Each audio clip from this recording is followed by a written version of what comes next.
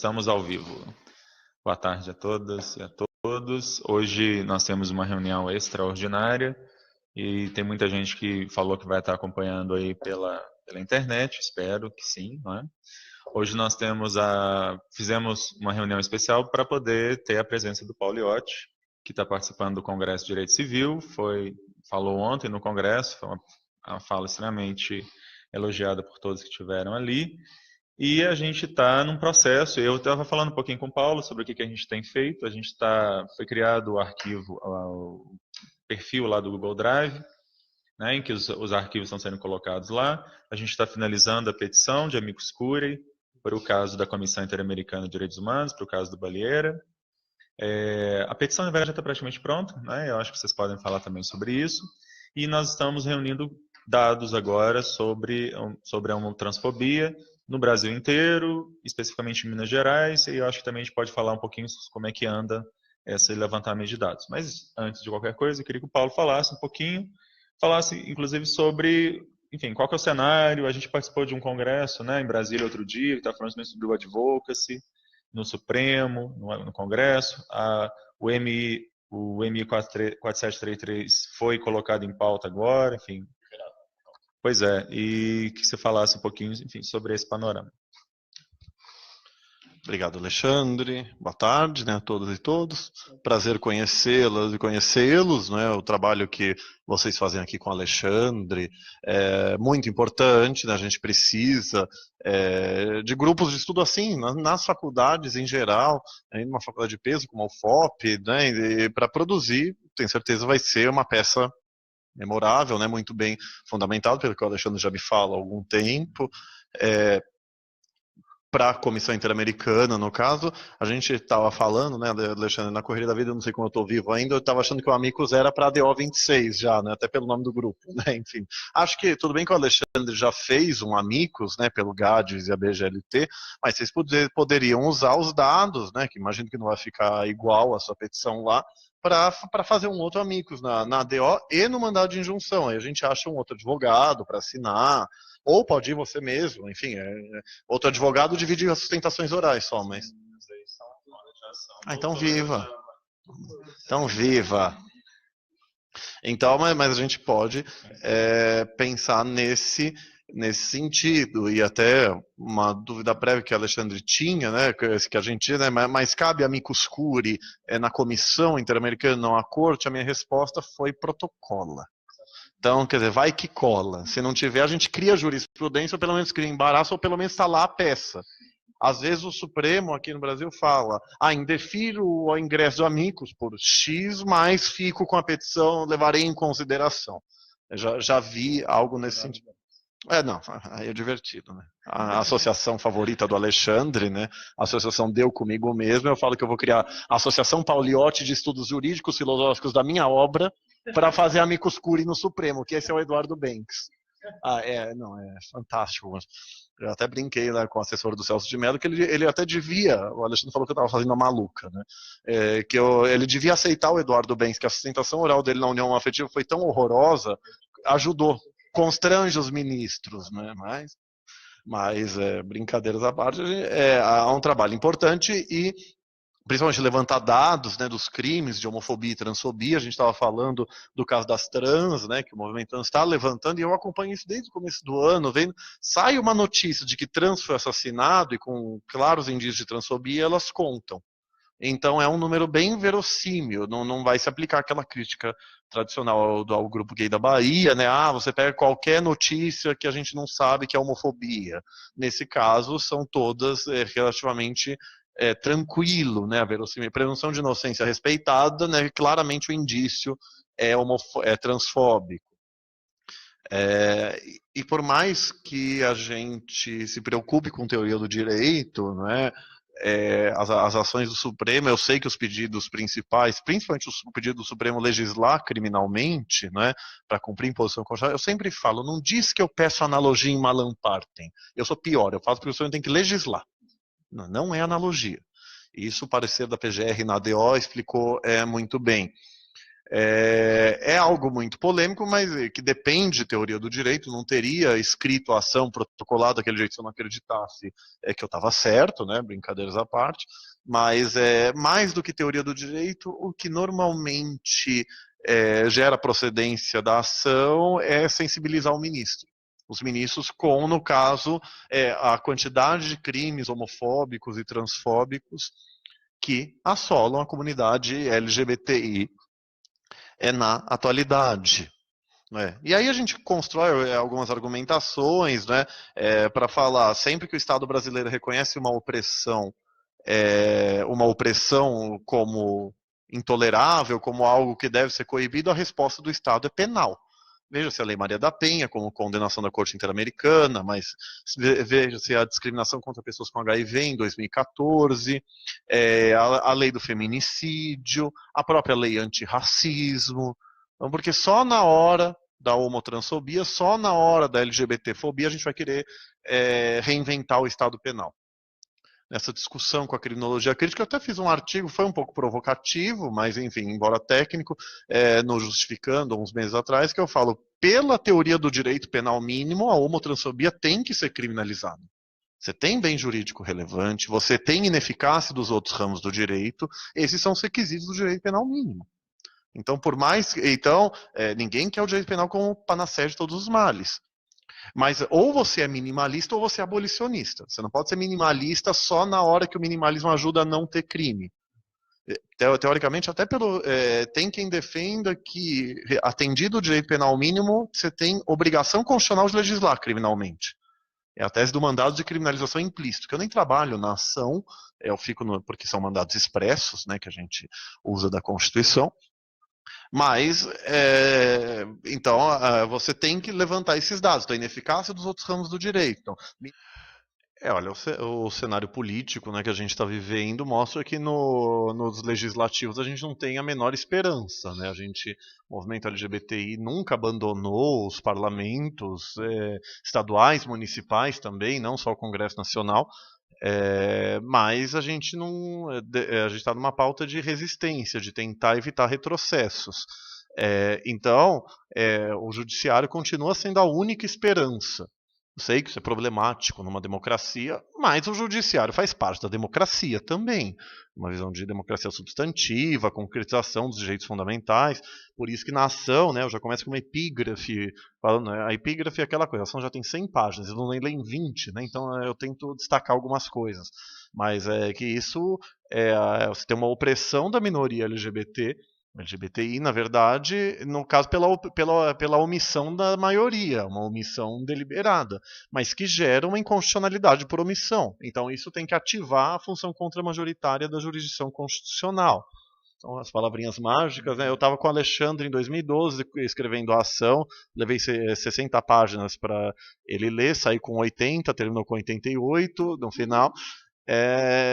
Mas assim, então a gente tem que levar esses dados de como estão os debates no Congresso Nacional, nas Assembleias Legislativas, foram despachar, né, com o Faquinho, o pessoal do Grupo Dignidade, foi a Érica Cocai junto. Então eu mandei um roteirinho para eles, mais ou menos resumindo a ação.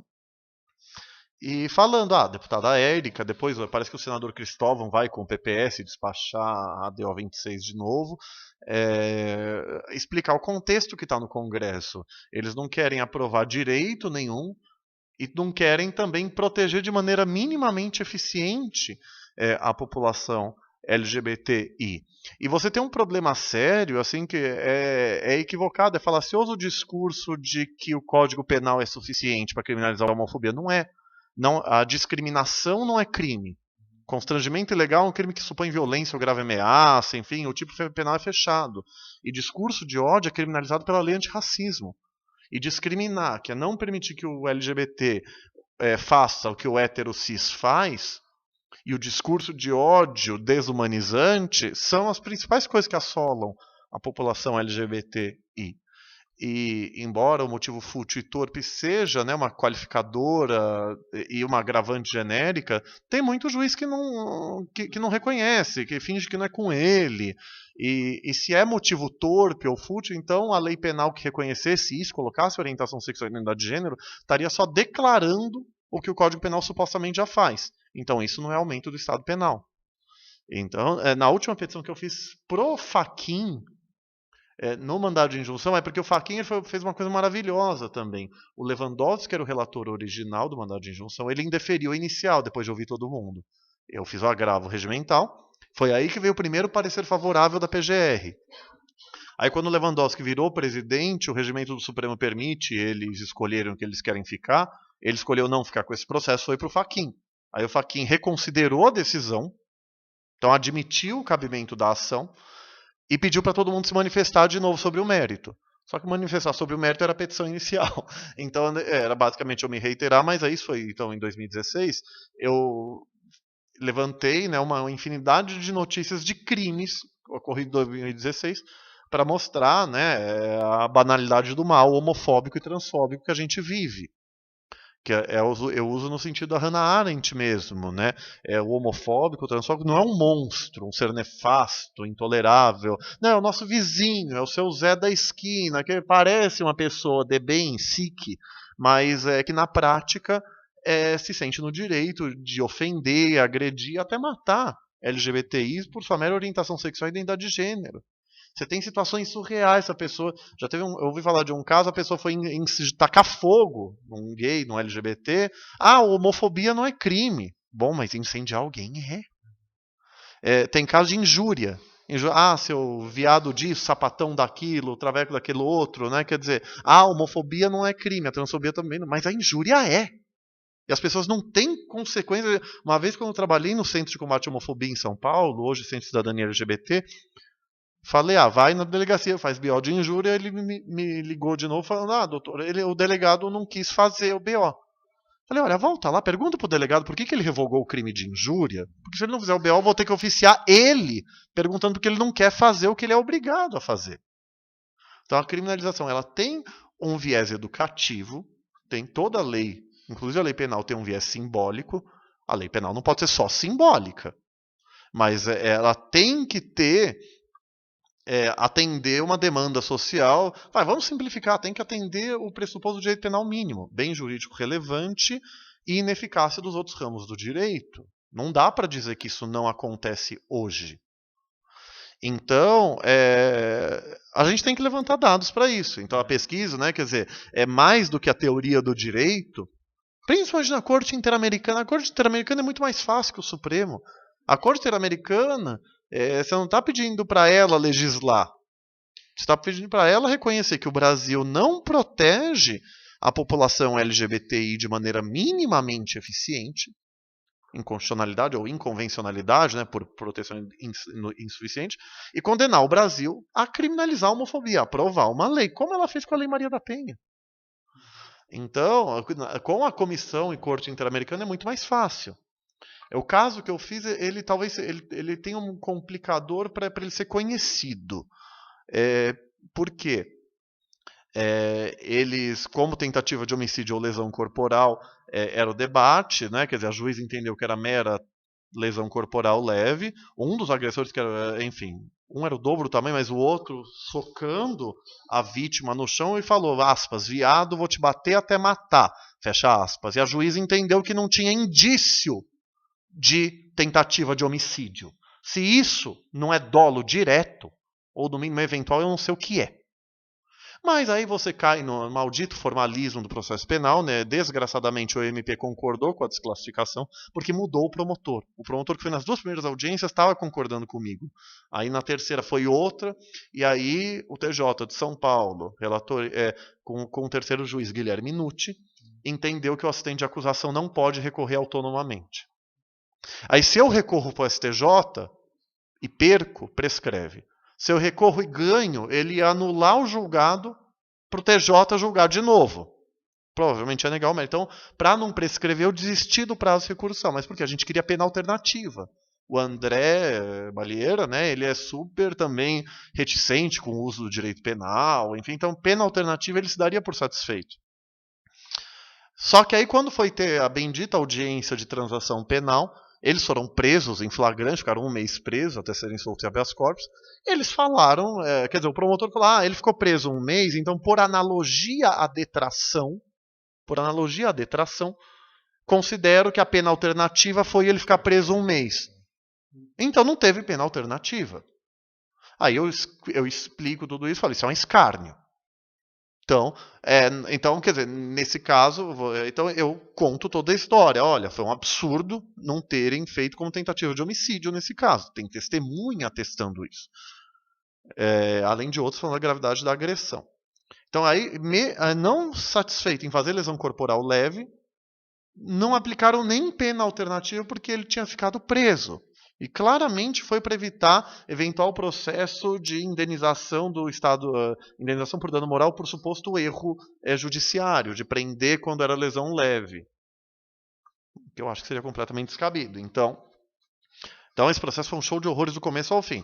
Mas a Comissão Interamericana pode achar que você não recorreu até Brasília. Se bem que em Brasília, no encontro da militância que o Alexandre falou, a moça da Comissão Interamericana disse, a advogada especialista em litígio estratégico, falou que a Comissão Interamericana tem jurisprudência e tem que esgotar só as instâncias ordinárias. Então, viva, eu não sabia disso. Mas eu não fiz em 6 meses, dada a existência do recurso. Eu fiz em 6 meses e foi aos 44 do segundo tempo, sei lá, a decadência era 30 de fevereiro, eu fiz dia 26 de fevereiro desse ano. Então eu contei 6 meses da audiência de transação penal. Então, nossa querida Flávia Pelveza estava lá em Brasília, né? Então já comentei com ela sobre esse caso, né? Falei, claro que Vossa Excelência não pode se manifestar, né? Mas poder analisar com atenção essa peculiaridade. Você não pode exigir que você deixe o caso prescrever no Brasil para depois denunciar. Não seria razoável. Mas então, talvez valha a pena, no Amigos de vocês, né, trabalhar um pouquinho essa questão preliminar, né, a comissão, no caso, ter essa sensibilidade, não ter formalismo, né, no requisito do recurso. Mas, assim, bem ou mal, eu denunciei o Brasil pelo que aconteceu na audiência de transação penal, que eu considerei um escárnio. Aquilo é um escárnio à justiça. Eu falei com o promotor, falei para o juiz, pena que não é gravado. Falei, olha, excelência, respeito o entendimento de Vossa Excelência, mas eu acho isso teratológico, eu acho isso menosprezar a dignidade da justiça. Você não atribui uma punição minimamente eficiente para o caso. Mas, enfim. Eu era assistente de acusação civilista, né, perdido no processo penal, né, então eles toleravam algumas falas minhas, né, então... Mas aí eu pedi a condenação do Brasil para tudo, né, que a vinculação ao pedido do formalismo do processo civil, a Corte Interamericana também não se vinculam tanto a isso. Então, por isso que eu pedi, né, a criminalização, que ele condene o Brasil a aprovar uma lei criminalizando a LGBTfobia. Não é? Quer dizer, me irritei tanto com esse negócio do recurso, pedir para condenar o Brasil a permitir que o assistente de acusação recorra também da decisão. O próprio NUT, quando o relator citou o Tourinho falando que o interesse do assistente de acusação da vítima é só ser indenizada no cível. O NUT virou para ele e falou, olha, eu acho que nem o Tourinho acredita mais nisso. Você já teve um monte de reformas do processo penal de 2008, né? Enfim, aumentando os poderes do assistente de acusação. É que a lógica do NUT foi, mas não deu esse poder específico, dura lex sed lex. Mas tinha precedente do Supremo e do STJ falando que você tem que ter uma interpretação ampliativa nisso, enfim. Ficou contraditório. Eu fiz o embargo, e aí, só que essa fala do NUT não estava no acórdão. Eu positivei ela nos meus embargos de declaração. E aí eu fiz por contradição a fala do NUT. Aí, o relator até enfrentou a alegação, mas rejeitou e eu não recorri. Enfim. Mas o contexto é esse, um legislativo que a gente não tem a menor chance. Numa democracia, a palavra primordial é do legislativo, eu concordo, vírgula, exceto quando você está violando a Constituição, exceto quando uma omissão é inconstitucional. Então, citando o constitucionalista favorito do Alexandre Bahia, Gilmar Mendes, né, no caso da união homoafetiva, mas é um voto bom do Gilmar, por incrível que pareça, né? Não, tirando que é um voto bom em partes, perdão, porque ele claramente não quer reconhecer o casamento depois, embargos, né, em contradição. Mas ele fala, né, a síntese do voto do Gilmar é: em tema de direitos fundamentais, quando uma minoria é oprimida pela omissão da maioria em reconhecer os seus direitos, a Suprema Corte atua como legislador positivo. Então, a jurisdição constitucional deve atuar positivamente para determinar o cumprimento da Constituição. Ali está falando em garantia de direitos, mas tudo isso em todo o contexto no Brasil, tanto para garantir direitos quanto para proteger. Eu falo, porque só com LGBT você vai, né, refundar o Estado penal, né, que você criminaliza de forma específica a opressão contra pessoas por cor de pele, por etnia, por procedência nacional, por religião, por gênero, na violência doméstica, enfim, no feminicídio. Porque só na hora da orientação sexual e da identidade de gênero a gente vai refundar o Estado penal. E eu sempre falo, eu sou a favor de refundar o Estado penal, não me levem a mal. Mas ou você refunda o Código Penal inteiro, o sistema penal inteiro, para um sistema de penas alternativas, que já existe no Brasil pelo tamanho da pena, se a pena é de até 4 anos é pena alternativa, para um sistema de justiça restaurativa, sou super a favor disso, sem a menor dúvida. Mas ou você muda o sistema inteiro, ou você criminaliza a homotransfobia como você criminaliza tudo nesse país. Senão você está criando um direito penal de segunda classe. Então você está criando um direito penal paralelo só para a homotransfobia ou só para os crimes de ódio, né? O João Willis ele fala de refundar a própria lei antirracismo, que é a nossa lei penal antidiscriminatória. Bom, boa sorte para conversar com o movimento negro. E a gente ouve umas coisas, eu ouvi de uma menina, né, falando, mas o movimento LGBTI tinha que abrir mão da pauta da criminalização em solidariedade ao movimento negro. Eu virei para ela e falei, olha, 2 coisas. Primeiro, não vejo o movimento negro abrindo mão da lei antirracismo. É ruim com ela, pior sem ela. E não vejo também essa solidariedade recíproca. Os movimentos têm que dialogar mais. Eu defendo isso. A gente fala isso na militância pelo menos desde 2010. 2009, quando eu comecei a entrar nela mesmo. Mas, sabe, isso é abolicionismo mal disfarçado de minimalismo, quando a pessoa se diz minimalista.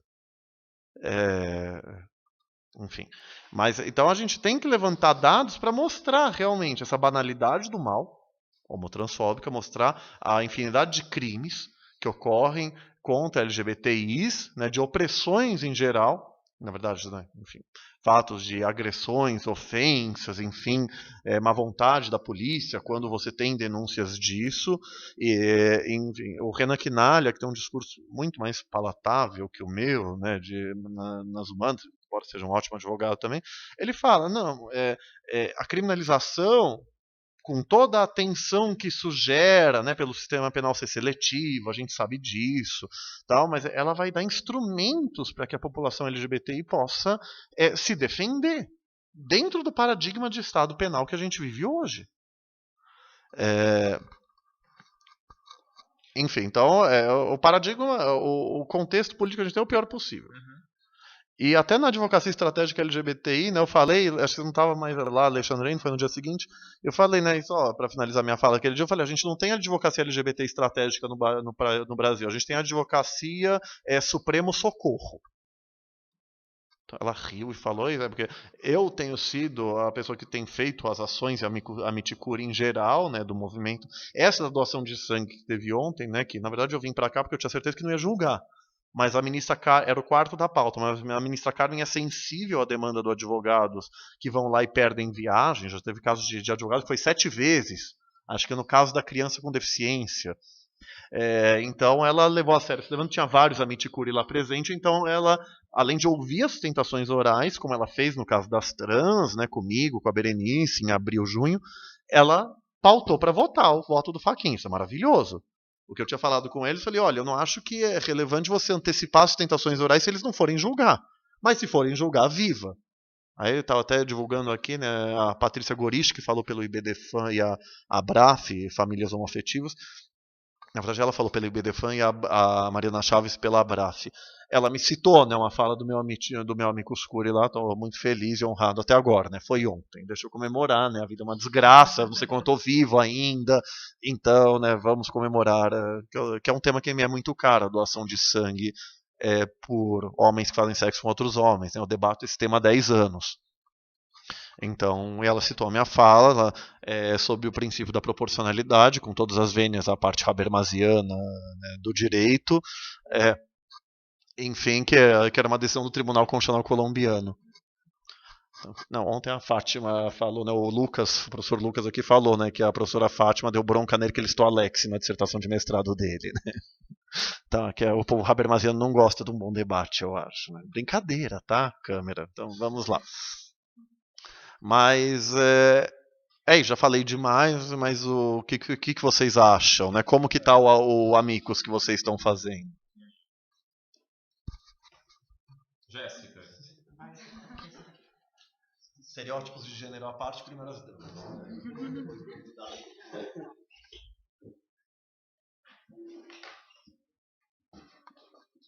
Primeiro, boa tarde.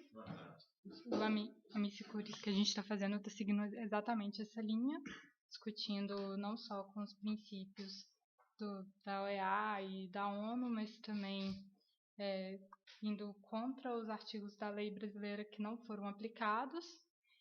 E acho que é isso. Eu tenho um tempo que eu não vejo a petição, ela estava com o Rainer, né? Que artigos da lei brasileira não são aplicados? Desculpa. O que vocês estão querendo dizer com isso exatamente? De não ter avaliado a tentativa de assassinato, de ter passado, de estar combatendo isso também. Legal. Acho importante colocar isso. E, a petição, ela está lá no Google Drive, ainda partida com as partes de cada um, ou elas já começaram a juntar? Ainda o Eduardo mandou a parte dele? Acho que ainda não. Recentemente não, mas... Então eu acho que isso é uma coisa que a gente podia já tentar resolver antes do final do ano. Juntar as partes de todo mundo. O Eduardo, que esteve aqui mais cedo, ele fez todo o histórico, fez um histórico muito bem feito. E eu sei que as meninas andaram trabalhando com a parte da fundamentação. A Ludmila também juntou bastante dados também. Então acho que a gente podia tentar fechar ainda para esse ano, tentar protocolar ainda esse ano essa petição. Com relação aos dados da homotransfobia, todo mundo já colocou lá os dados no Google Drive? Da minha parte já coloquei. Da minha parte já coloquei, inclusive do Facebook, que é referente ao Disque 100, sobre questões de violência contra a LGBTQI. E no mais, a gente também dando um respaldo aí que o professor perguntou, a gente está trabalhando também com relação a petição lá do Baleeiro, a gente está conversando sobre ela, a gente está estudando, a gente já até estudou ela inicialmente nos primeiros encontros, e eu concordo também, professor, com você, na questão do bem jurídico mínimo, sobre a questão de criar uma segunda esfera para o direito penal, porque eu fui indagado isso, inclusive no Congresso, no Diverso, sobre essa questão, se seria mesmo necessário se a gente penalizar, trazer tudo para o ramo do direito penal a questão da LGBTfobia, em vez de descriminalizá-la e buscar uma questão alternativa. Mas a gente discutiu muito essa questão aqui no grupo. A gente está, acho que até mais amadurecido, bem mais reforçado argumentativamente para rebater essa crítica, porque além de ser um bem jurídico mínimo, ele também é um direito constitucional mínimo, fundamentador, porque igual a gente estuda em teoria da Constituição, Constitucional 1, Constitucional 2, 3, há questões, além para além de direitos fundamentais, que existe a questão da proteção efetiva dos direitos. Ou seja, você tem um direito, mas você tem que ter uma forma garantista, né, constitucional, para poder que esses direitos vá ser efetivados. E eu acho que tanto o mandado de junção como a ADO, elas são ferramentas que a população detém, e eu falo população porque eu acho que todo legitimado, inclusive essa é a minha questão da monografia, todos são legitimados a impetrar um mandado de junção, porque ele é um instrumento cidadão para se ver com que direitos fundamentais, garantias fundamentais, elas sejam efetivadas e aplicadas, porque a questão da omissão ela vai para além da questão pura e simplesmente de se omitir diante de um dever constitucional que o legislativo tem, porque quando você não fala, é pior do que quando você diz que não, isso não é cabível, ou então que você aprove, porque mesmo que vá acontecer a aprovação e a aprovação seja mais ou menos, como deve ser por causa dessa bancada meio bala, igreja, Bíblia, BBB, a gente precisa de uma coisa eficiente, uma coisa que transpareça o que é a democracia representativa, que é uma democracia pautada pela questão de todos serem bem representados. E é nisso que a gente tem que trabalhar aqui no grupo de estudos, e a gente tem trabalhado muito bem, tanto é que a gente levantou esses dados do Disque 100, a gente levantou os dados que os outros procuraram. A gente vê que o excesso de crimes que são cometidos contra o LGBT é crimes violentos, não é crimes de tipo de seu viadinho, ou seu merdinha, sabe? Não é uma coisinha à toa, uma injúria, como o senhor disse, mas são coisas afetas à própria vida, sabe? Violentos, de níveis extremos, que vai de agressões a órgãos genitais até a própria face, ou seja, você entrando já na questão mais filosófica, psicológica aí, você vê que a ação do ego não está tendo, sabe, a pessoa não tem uma força contrária, nem por parte da sociedade, nem por parte dele mesmo, de se controlar esse instinto animal, sabe? E eu incluo esse instinto animal, inclusive nessa possibilidade de não querer controlar esse instinto animal por parte de todos, porque infelizmente eu acho que uma coisa que eu constatei até então dessa pouca minha caminhada no direito, vamos dizer assim, de 4 anos e meio, tanto na questão prática quanto acadêmica, que eu vejo que as pessoas são más umas com as outras, sabe? Se tiver que passar em cima da outra, passa, sabe? Independente. Eu sou mais adepto a essa teoria, entendeu? E é complicado. Então, para mim, eu acho que a situação tem que ser realmente criminalizar a LGBTfobia, e não importa o meio que se faça isso. A gente realmente está trabalhando muito nessa questão da protocolização junto à Comissão Interamericana de Direitos Humanos. A gente está trabalhando junto aí para poder ver se consolida essa faculdade aqui como uma das principais responsáveis em proteger direitos humanos como num todo, inclusive questão... Duas iniciativas bem legais nesse sentido, que são as ouvidorias, tanto a ouvidoria feminina, mas agora também a ouvidoria dos direitos negros, né? A ouvidoria feminina, a ouvidoria LGBTI, e agora a ouvidoria também dos negros. E tem um site em que as pessoas podem se cadastrar e denunciar casos de homotransfobia e tal. E quem é responsável por isso, inclusive, é o Samuel. Então, essa ouvidoria de minorias, né, de grupos sociais em geral, é uma coisa maravilhosa mesmo. Parabéns aqui ao FOP. Mesmo. Eu só queria também, para eu não esquecer, né, quando vocês terminarem esse Amigos da Comissão Interamericana, o da criminalização no Supremo, deixa do mesmo jeito, só põe um tópico a mais, sabe? Copia os 2 parágrafos essenciais do parecer da PGR e manda, né? Homofobia como racismo, na acepção de racismo social. E assim, é a minha única discordância do parecer da PGR, que ela fala que é uma interpretação extensiva.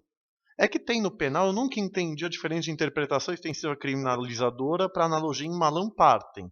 Tem diferença em interpretação extensiva e analogia, é que ela não faz sentido no crime. Porque nos dois casos você sai da letra da lei. Não, ali a interpretação. Ali eu não sou nem analogia e nem legislar. Ali a interpretação é literal, é declarativa, é discriminação por raça na acepção de racismo social, como qualquer inferiorização. Qualquer desumanização de um grupo sobre o outro, como o Supremo já falou em Elvanger. Então a homofobia seria crime hoje. Quando eu despachei em maio com o Celso de Mello, com o pessoal do PPS, eu só despacho com o Celso de Mello em dia bom em Brasília. Quando eu despachei com ele a primeira vez a petição inicial foi o último dia do mensalão. E quando eu despachei com ele em maio foi o dia do Joesley. Ótimo, foi ótimo. Não, a gente ficou conversando mais de 1 hora sobre mensalão, e o Celso de Mello é um fofo, porque ele pega a Constituição antiga, ele é uma biblioteca, ele é uma pessoa maravilhosa. Então, mas assim, aí eu até brinquei com o ministro Celso, falei, excelência, acho que eu podia ter me expressado melhor, não podia que aquele despacho inicial meio horroroso, perguntando se era analogia em Malam Partem, ele deve ter lido o pedido só, no começo, e o pedido fala, né, aplicar a lei de racismo até o Congresso legislar. Mas assim, é no contexto do crime de discriminação por raça. Então, isso é uma coisa legal de falar no Supremo, a interpretação é literal. Que seja uma interpretação literal que alguém não concorda, o caso do estupro no ônibus. Para mim é defensável falar que foi estupro. Você reinterpretar violência como não só violência física e reinterpretar constrangimento, não constranger no sentido penal de fisicamente fazer alguma coisa, mas o constrangimento tradicional, né, de deixar envergonhado, incomodado, tá na letra da lei. Então, é possível interpretar. O que o penal faz normalmente é a interpretação restritiva. Mas nesse caso do estupro, até, que é uma coisa que vale, aqui eu citei doutrina, que eu citei na minha tese de doutorado, num artigo que eu fiz justificando naquele caso, o limite do penal é o limite do teor literal. Então a interpretação penal é literal, não é restritiva. Penal você não tem que diminuir o suporte fático da norma dizendo que a lei disse mais do que ela queria. Você tem que dizer o que a lei disse, ponto. Quem é muito garantista vai falar que a interpretação tem que ser restritiva, é defensável no crime, mas, quer dizer, eu cito Roxin, eu cito uma parte da doutrina alemã que fala, é limite do teor literal. Então é isso que vale a pena destacar.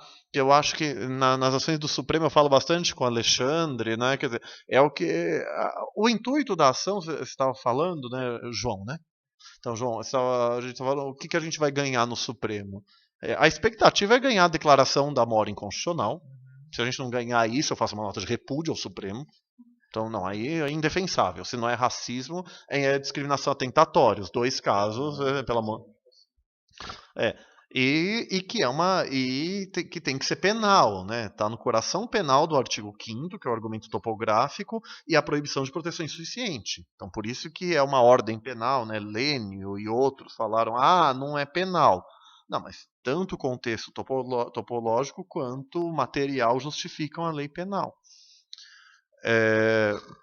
Mas, enfim, então, para fazer no Supremo não percam muito tempo. Tem o Amicus do Alexandre, né, que ele traz bastante normatizações internacionais, né, tá maravilhoso. Diga-se de passagem, eu falo, é um Amicus Curiae de verdade, não falo por estar aqui com ele, por ser meu amigo, mas Amicus Curiae, muitas vezes a gente vira assistente litisconsorcial, né, o assistente simples do processo civil e defende. Só, muitas vezes. E ali não traz muitos elementos. Mas assim, cria um tópico inicial ou final falando sobre os pedidos concretamente. Conforme disse a PGR, é racismo por causa disso, e se não for racismo, o Supremo legisle. Né? Quer dizer, que eu falei para ele, me surpreendeu, né? Tem orgasmos múltiplos vendo aquele trecho do parecer, né? Que eu achava que eu não ia ganhar, isso nunca. Eu acho que eu tô certo. Mas eu acho que eu sou uma pessoa à frente do seu tempo, né? Brincadeira. Mas essa do Supremo legislar criminalmente para cumprir ordem penal de legislar, que é minha tese de doutorado, eu acho que eu estou certo, mas eu acho que o Supremo não vai.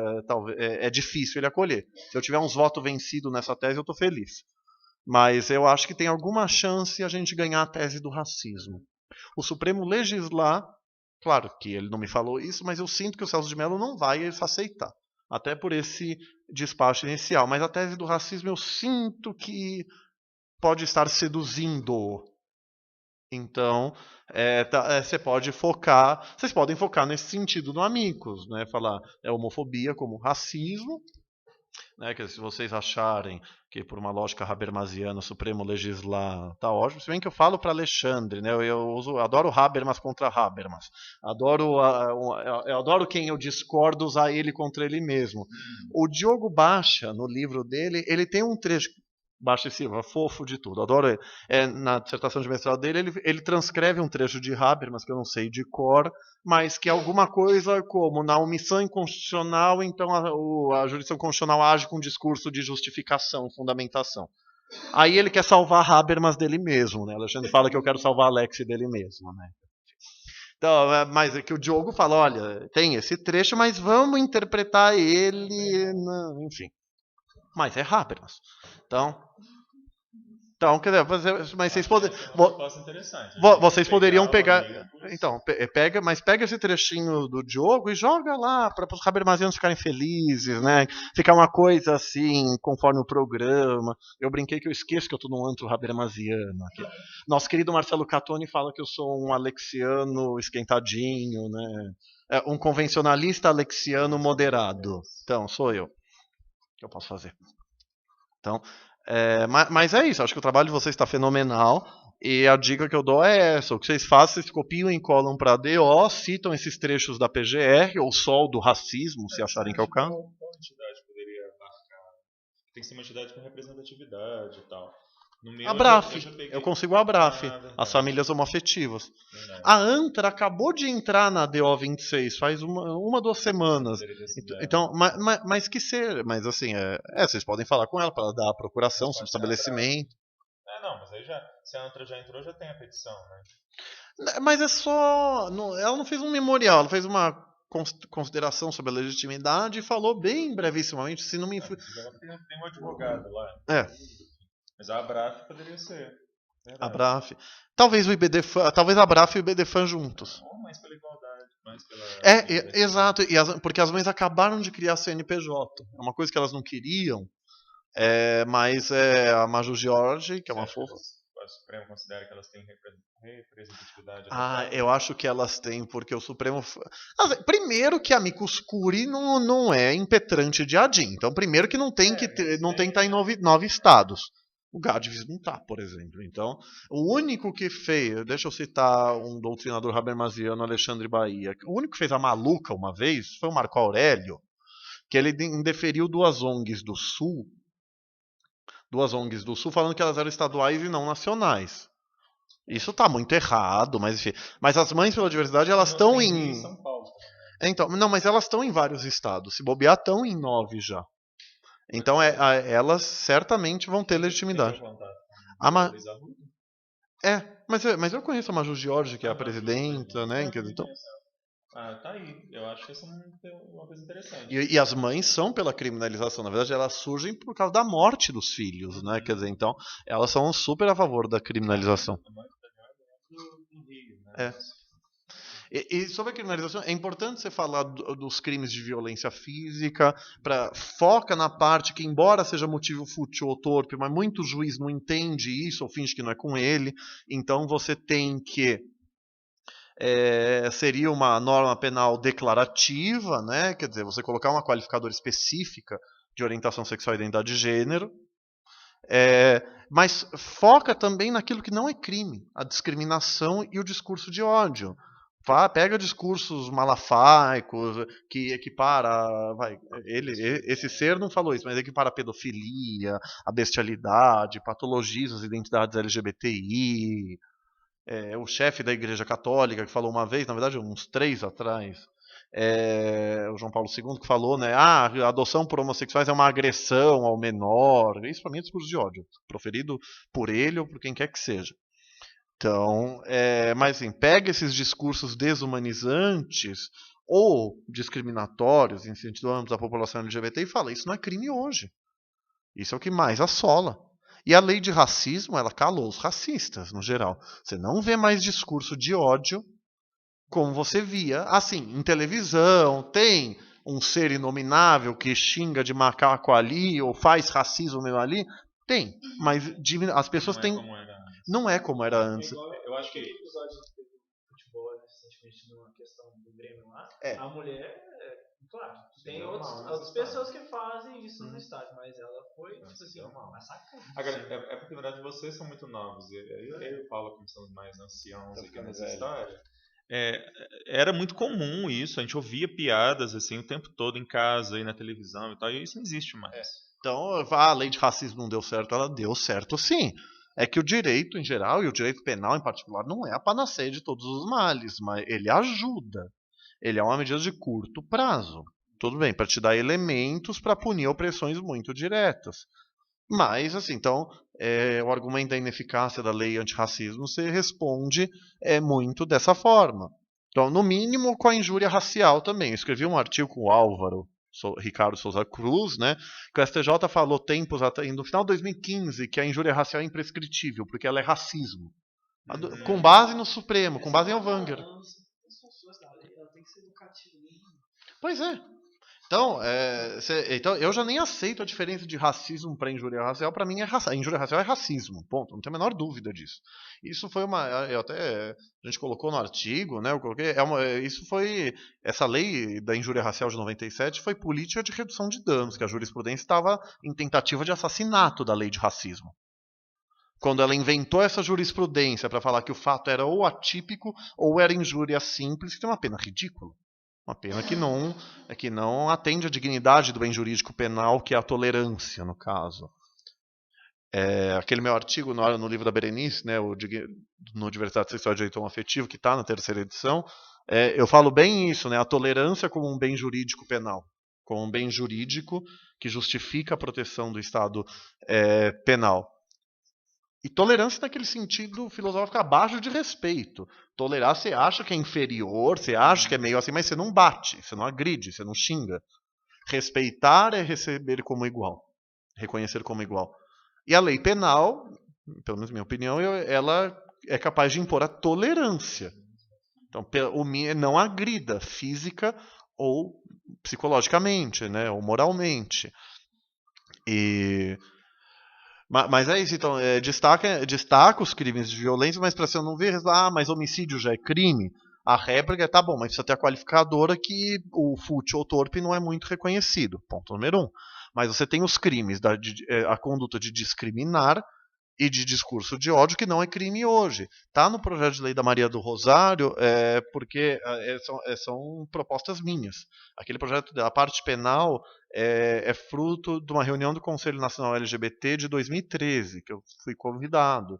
Então, lá, o crime de discriminação é ótimo que eu não lembro as exatas palavras do que eu escrevo, é ótimo, mas discriminar alguém, vírgula, proibindo-lhe de fazer aquilo que a lei não proíbe, ou que você tolera que outras pessoas façam. É basicamente isso. Então, artigo 5º, inciso 2. Teoria do não sou obrigado a menos que a lei me obrigue. Então, você impede a pessoa de fazer algo que ela não é legalmente proibida a fazer, ou aquilo que você permite que outros façam. No caso, o hétero cis você deixa, o LGBTI você não deixa. Então, e o discurso de ódio, enfim, que é o que eu chamo de injúria coletiva, né? Se ofende a coletividade em questão, que é crime no Brasil pelo artigo 20 da lei antirracismo, que é o praticar, induzir ou incitar o preconceito ou a discriminação. Então, que é o foco da gente, né? O movimento LGBT, ele se foca muito na equiparação ao racismo, que a gente chama, né? Então eu falo equiparação, mas assim, reconhecimento da homofobia e da transfobia como espécies de racismo, punir da mesma forma. Ou, se for em lei diferente, como a da Rosário, tá, mas pelo menos criminalize de uma forma eficiente. Acho que ninguém no movimento vai ser muito contra. Se bem que o projeto da Rosário, um militante me chamou a atenção, que ela fala pena prisão. Eu acho que ela quis dizer na linha do projeto de Código Penal, que a academia atacou de tudo quanto é jeito, isso é outro problema, mas que acho que não fala em detenção e reclusão, fala em prisão. Mas parece que hoje prisão é a terminologia da lei de contravenções penais. Então isso ele me falou, ele mandou um texto, parece que é isso mesmo. Então valeria a pena dar uma olhada, mas assim. Então, assim, com pena de reclusão, que é a pena para tudo, né? Quer dizer, então, Acho que então esses são aspectos importantes para ser destacado, né? Para você não ter essas respostas padrão, né? Ah, já é crime. Não, não é. Ok. Mais alguém? Samuel, Yolanda? O meu trabalho é mais a questão da coleta dos dados de Ouro Preto e Mariana mesmo, mas eu acho que não se aplica a questão do Não, é porque a pesquisa específica, o projeto especificamente, ele quer levantar dados locais também. Então, claro que tem a questão mais nacional e tal, mas a gente também quer levantar dados locais. Inclusive por isso a ouvidoria, e inclusive por isso a questão lá que o Samuel tá batalhando com a delegacia, e aí descobrimos que Mariana não tem, né? Eu acho que Mariana é o único lugar, é um lugar ótimo, um lugar que não tem homofobia, divertido. Todo mundo pode mudar para Mariana, que lá não tem. Mas, nesse sentido, tem o FONGES LGBT, Fórum Nacional de Gestoras e Gestores LGBT. Eu já falei com o presidente do FONGES algumas vezes, mas acho que valeria a pena vocês oficiarem, a gente pelo GADVES, para os gestores LGBT do país inteiro levantarem esses dados. Então, coordenador municipal, estadual, levantar os dados que ele eventualmente tem. Pode ser. Pelo GADVES, Pelo para. Não, Alexandre, o GADVES é a gente. Não faz a maluca, Alexandre. Eu sou presidente do grupo, então a gente faz. Isso já tá deferido. Tá deferido, não, é obrigado.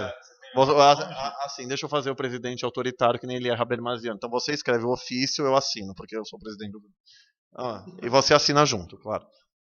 Eu sou extremamente ciumento com o que eu escrevo. Se eu escrevo ou co-escrevo, eu quero o meu nomezinho lá junto. Mas então eu sou justo com quem escreve, a gente põe junto. Vou fazer então. Mas é pro FONGES, Não... É FONGES LGBT. FONGES é Fórum Nacional de Gestoras e Gestores, né? Me lembra disso, então, por favor. Manda um e-mail, só para eu lembrar. Porque... Fala que é um grupo de estudos, apareceu a Comissão Interamericana, tem casos no Supremo, então seria extremamente rico. Eu não sei se vocês podem oficiar pelo FOP, a gente podia fazer um ofício conjunto. Verdade, eu posso fazer na verdade, eu posso fazer como coordenador do grupo. Sim, acho que daria um peso institucional bom. Mas eu acho que poderia ser coassinado. Posso Sim. assinar como... Mas você coassina como presidente vitalício, perpétuo. Mas ninguém quer, né? Então alguém tem que querer. Né? Muito bem, pessoal. Vamos encerrar.